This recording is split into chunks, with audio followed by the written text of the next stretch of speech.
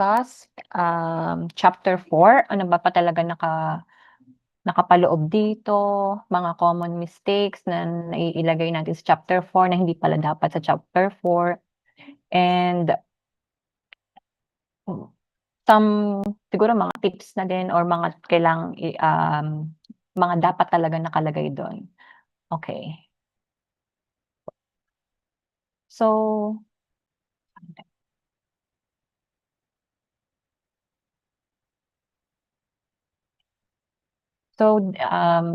yung presentation ko explains yung chapter 4 of the research manuscript natin, which focuses on the presentation, the analysis, and the interpretation of our data.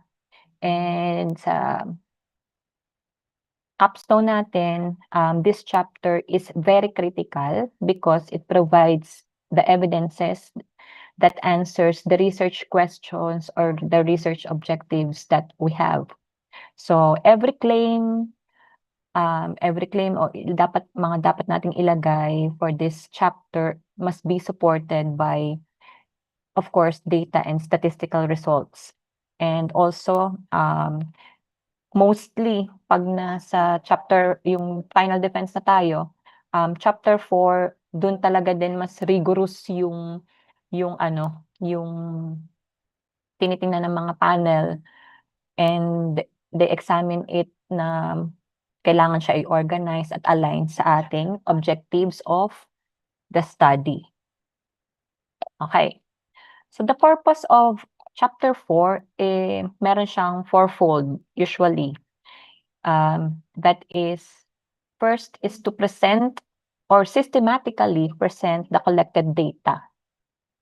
And second is to apply appropriate statistical tools or yung analyze results using statistical tools. Third is to interpret the results objectively. Yung findings natin ay based dapat sa ating research objectives. And then the fourth one is to provide the objective and evidence-based discussion. So it is important na to emphasize that this chapter does not yet provide yung broad conclusions talaga or recommendations natin, but yung ating, kumbaga, ang tone natin, yung papunta na tayo dun sa ito ang kinalabasan talaga or ito magiging parang medyo malinaw na yung magiging conclusion natin dun sa chapter 5. Kumbaga nababasa na agad natin na parang ito ang magiging result nito. And it will remain analytical and evidence-based. Okay.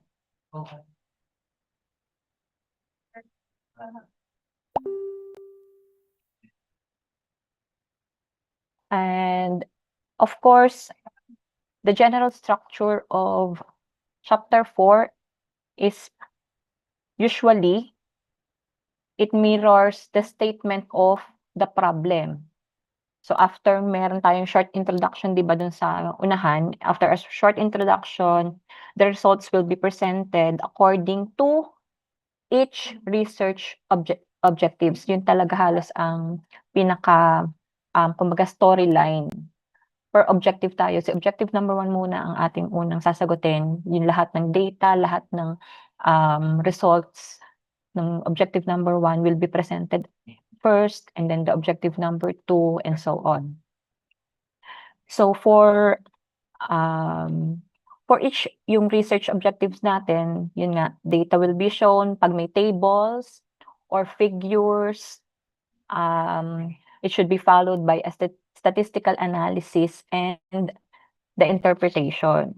Kung meron tayong formulas na ginamit, na diniscuss natin sa methodology natin, yung way na sinolve natin siya, kung masyadong madami, pwede tayong magbigay ng example na kung paano siya sinolve, nandoon sa chapter 4, and then the other ay sa appendix na natin ilalagay.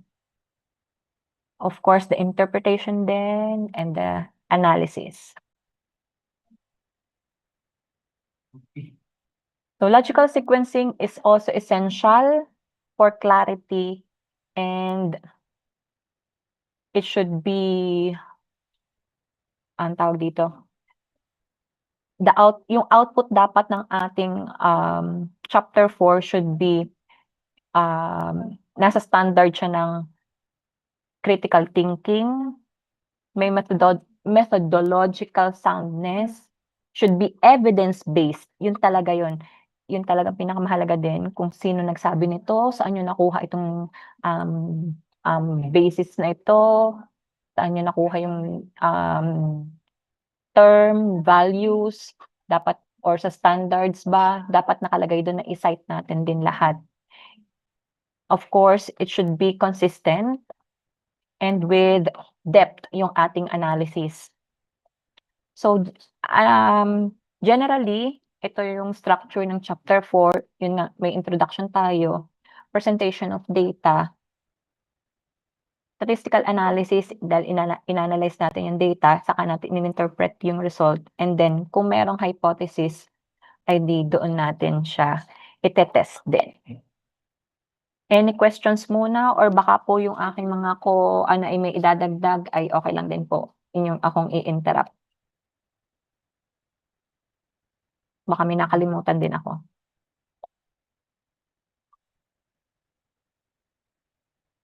Wala po bang may question? Wala, I assume wala. Okay po, I'll continue. Next. For the data presentation natin, 'di ba meron ditong tawag dito, may introductions, short introduction lang naman of what yung ating research objective. Then for the data presentation, we should organize tables and figures clearly and label them properly. Ang table po natin, yung table number nakalagay sa taas ng table, doon natin nilalagay yung table number 1. Halimbawa, table number 1, tapos kung anong title ng table na yon or yung caption ng table na yon. And then, pag figures naman, nasa baba siya ng figure. Figure number, tapos kung anong kanyang description or title ng figure. Kaya yun yung label, yung proper labeling. So, and then, sa defense naman, you should present your data. You should avoid reading every number from the table, but instead, you should highlight key findings such as highest values, lowest values, or trends, or significant differences. And then immediately follow each table with interpretation. Wag yung laging, lahat inilagay ko na sa table ito, sunod-sunod na table, wala namang interpretation in between. So dapat after each table, meron tayong interpretation para dun sa table na yun. Para mas madali din para sa nagbabasa. And then, yun din ang mga tinitingnan ng panel natin, o mga panel sa defense, wag din tayo maglalagay ng repetition of the raw data. So in data presentation, it should be organized according to research questions or the research objectives natin, yung kagaya din ng sinabi ko kanina, pagkakasunod-sunod ng research objectives, yun din yung pagkaka-present ng ating data. And then it should be presented using tables or figures, charts, yung ganyan. Tapos with analysis and include descriptive statistics, and each table must be interpreted clearly.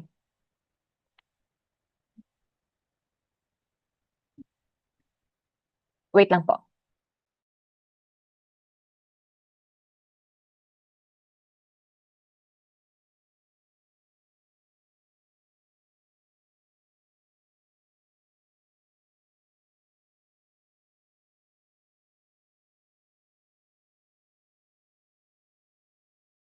Any questions so far for our students? Students, question, clarifications? Can you give a reactions muna so that we would know kung nakikinig? Baka naman nagpa-admit lang kayo dito sa Zoom. Yan. Thank you for your reactions, heart reactions. Yan. So, sige po. Ayun, sorry po at may Sige, interruption. Ma'am Anu. Okay. Next.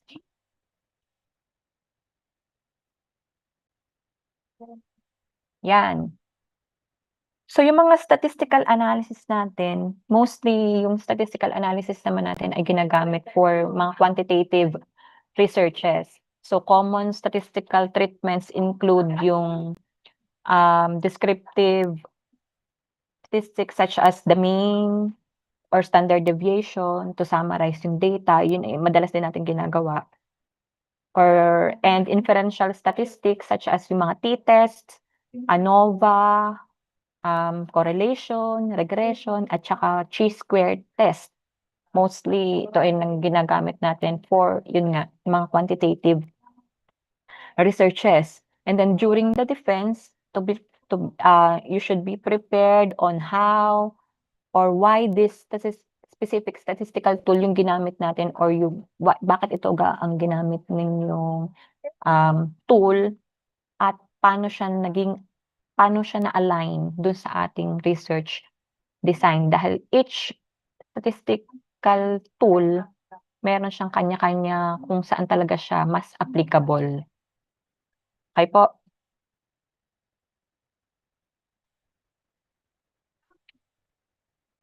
While pwede naman nating, for the experimental or engineering researches, mostly, yung analysis of the data often includes performance metrics, accuracy, precision.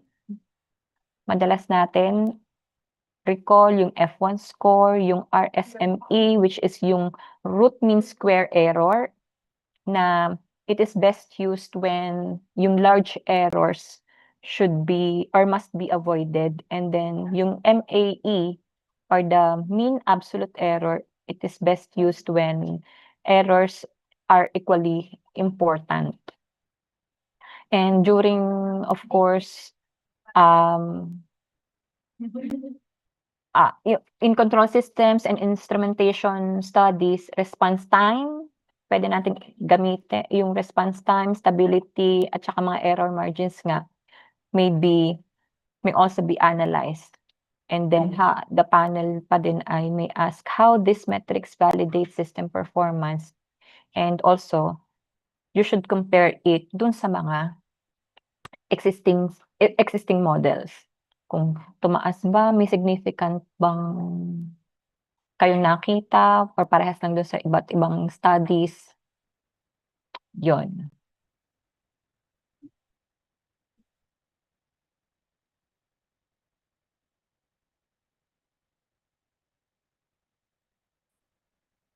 So, of course, after nating ano nga, gamitin yung mga statistical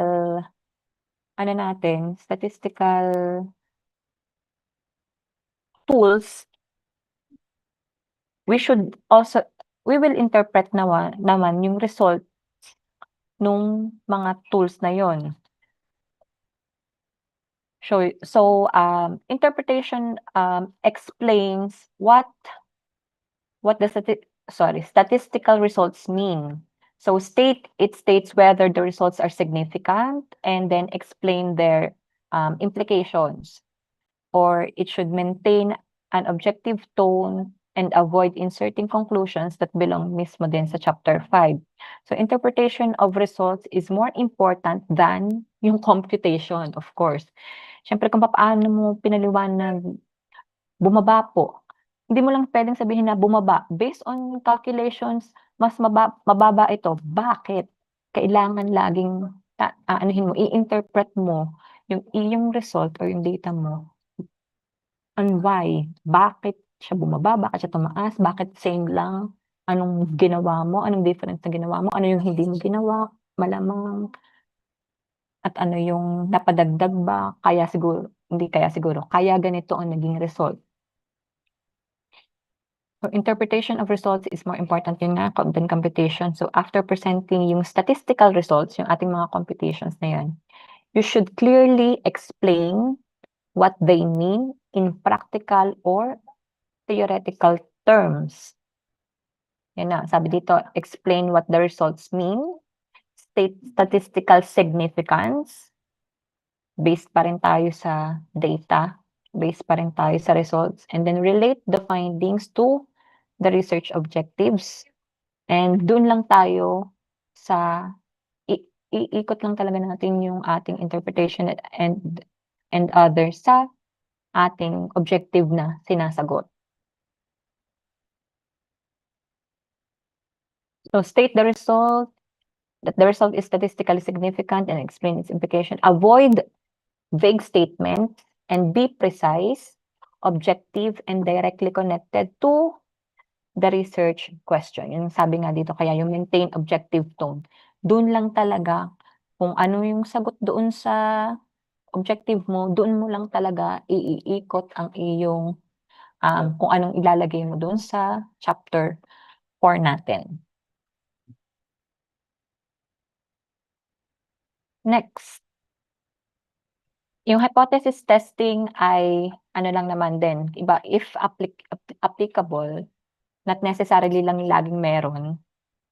So in hypothesis testing, begin by stating the null hypothesis. You should identify the statistical test used and the level of significance. Commonly daw ay yung level of significance ay 0.05. Then you should state the computed value and the decision. It's either you reject or fail to reject the null hypothesis, and then conclude by explaining what yung decision implies for the study based on the findings pa din.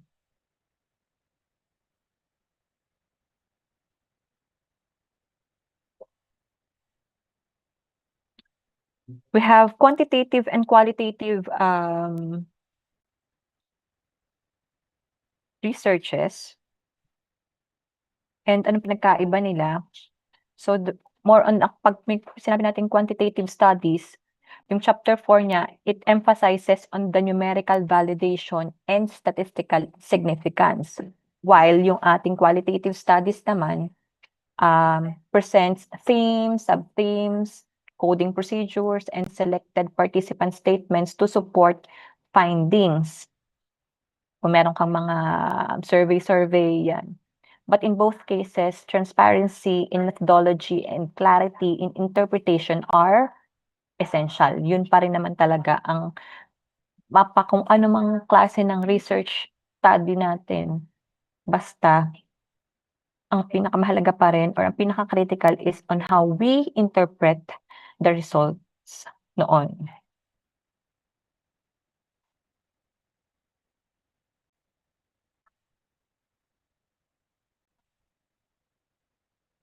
Okay po, any questions muna?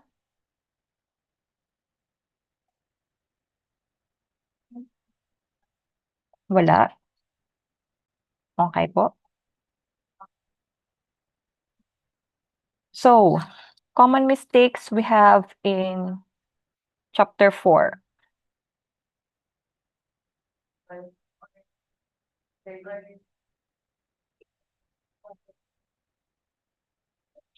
The common mistakes include lack of alignment between research questions and the presented data. Yan, no alignment with research questions or yung ating research objectives. It means yung research objectives natin. Then, we have yung tables without interpretation. Madalas din yan. Ito na lang po ay magsasalita ka naman ang table ng kanya. Kumbaga din, yung tamang aanin natin doon, oo, tama din namang dapat ang figure at tsaka yung table can also speak for itself. Pero syempre, mas mako-complete niya kung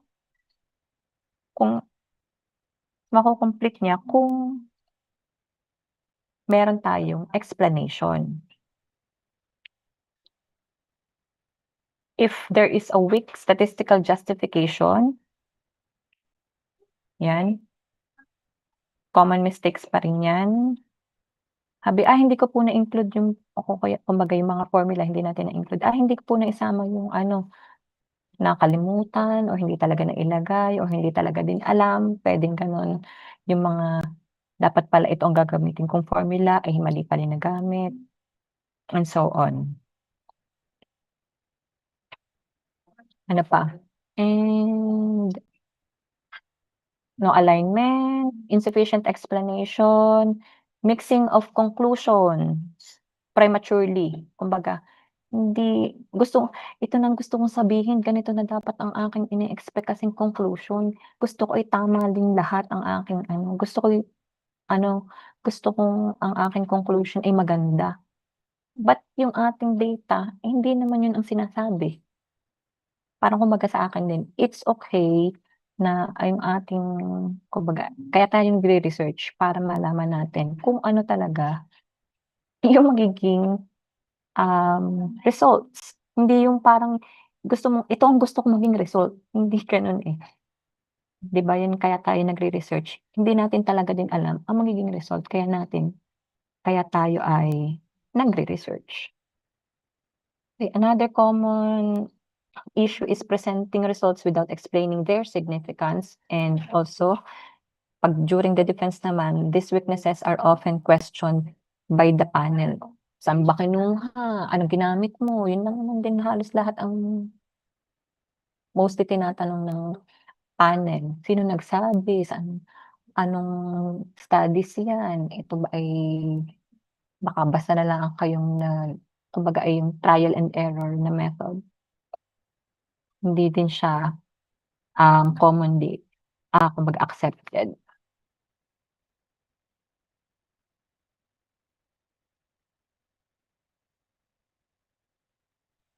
Wait lang po.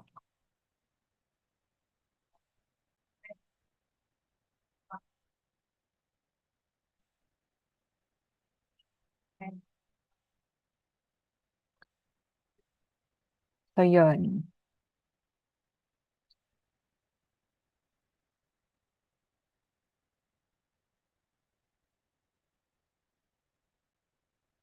Then, may tanong po ba muna?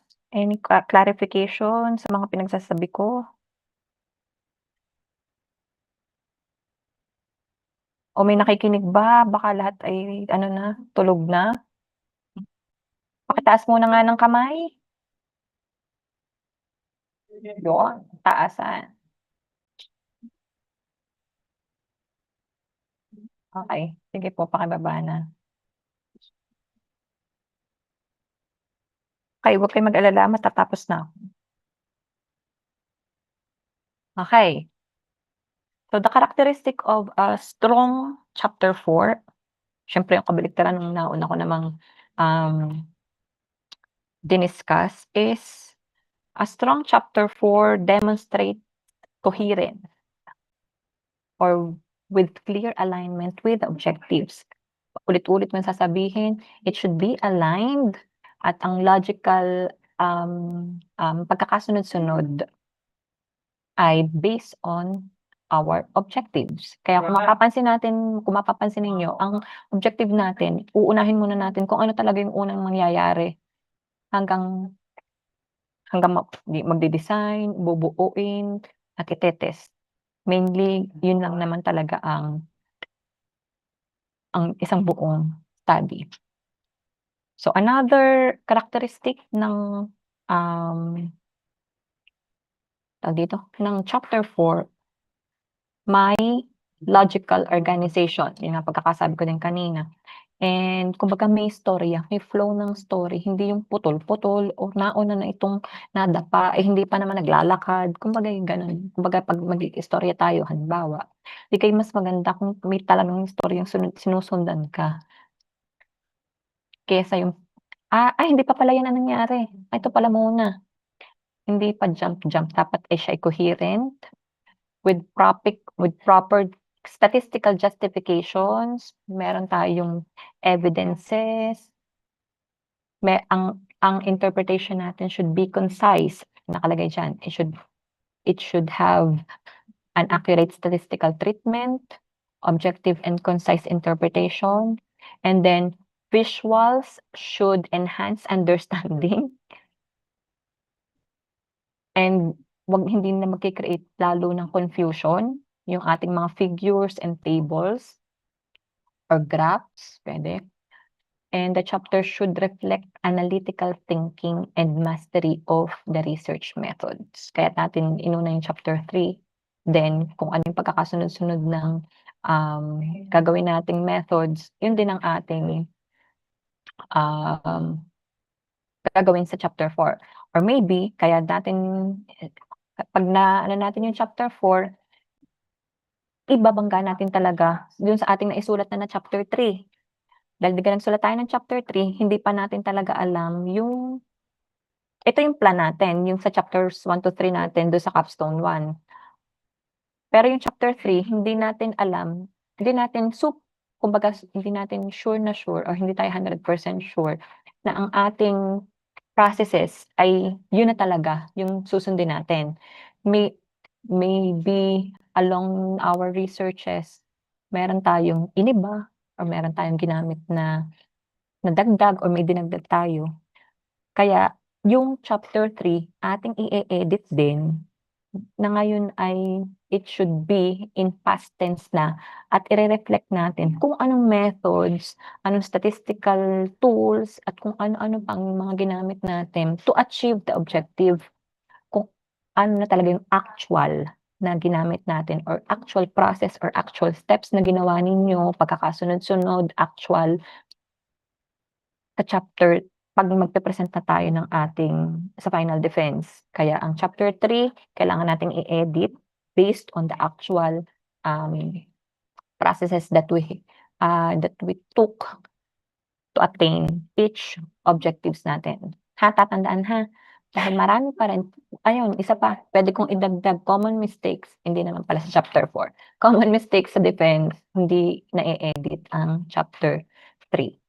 So, paulit-ulit ko, i-e-edit ulit ang chapter 3, gagawin ng past tense and the actual processes na ginawa ninyo. Okey po? Okey. Then the last na siya. So these are some, evaluation guide for panel members. Yung mostly or, commonly na tinatanong or commonly na hinahanap ng isang panel member during din the defense. So as evaluators or yung panel members, our key questions lagi our key questions includes, yung does the analysis answer the research problem or the research objectives? Dun lang naman chine-check natin, sinagot na yung objective number 1 nasagot ba? O objective number 2 nasagot ba hanggang 4? Dahil kung may kulang diyan, it should ide-deliberate pa yan kung pauulit ba or kung kulang lang pala sa papel, hindi lang na-include pero nasasagot niyo during Q&A, puwede naman. It will depend yung verdict during the deliberation with your advisor. And another question or evaluation guide for panel members yung bang statistical method appropriate ba? Baka mas magandang ginamit ko ang ANOVA, mas magandang ginamit ko dito yung regression, bakit ito ang ginamit mo? Mas makukuha mo or mas mai-interpret mo yung difference, 'pag ito ang ginamit. So yun din ang mga tama ba ang formula na ginamit mo, pang-DIAN ba talaga yan? Yan ba talaga ang ginagamit? Sinong gumamit na niyan or saan na ginamit? Yun ba talaga ay para doon? Yun ang mga tinatanong. And then, are conclusions supported by data? Of course. Hindi na kailangan yan, dapat talagang laging supported by data ang ating mga, kini-claim or ating iko-conclude. So a well-prepared, defense anticipates these questions and explains the analysis confidently and logically.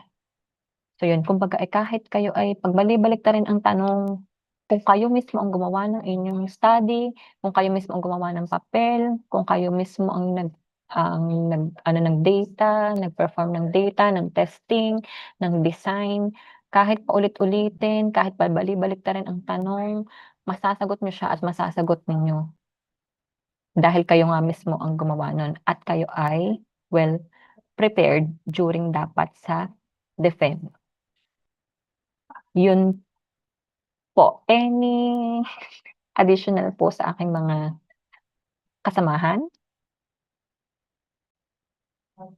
Parang end ko na po yun.